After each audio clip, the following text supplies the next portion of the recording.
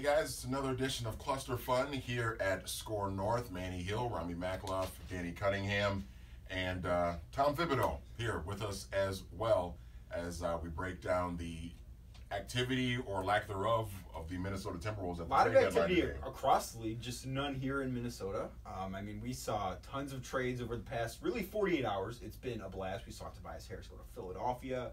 We saw Marcus Gasol go up north to Toronto. And we saw the Wolves do nothing.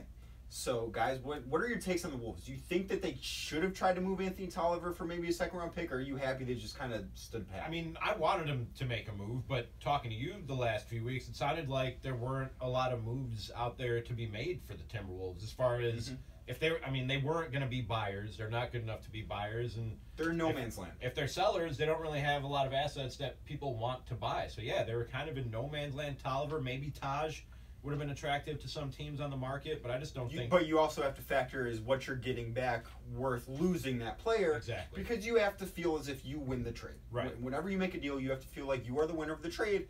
And if the Wolves didn't feel that way and also didn't feel as if, adding a piece is going to do much for them, I understand why they did nothing. I think they definitely should have tried to find a way to at least move Anthony Tolliver because the salary is not incredibly high.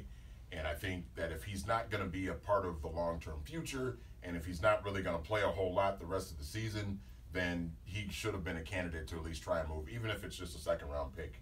It's just some sort of an asset. Yeah, an exactly. asset for him. A guy like Taj, I think, could help another team too, but he's got a bigger salary that might make things a little bit more complicated too, and he's been a fantastic locker room guy for them.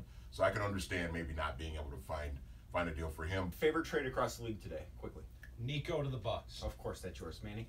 Gasol to the Raptors. I thought that was a huge move for Toronto. And it wasn't today, but I liked Tobias to Philadelphia. I think that there are 4 teams in the Eastern Conference. If you had a time machine and went to June and told me the finals matchup and it was the Bucks or the Sixers or the Celtics or the Raptors, I would believe you. I think the top of the East is loaded, and I cannot wait for playoff time to come.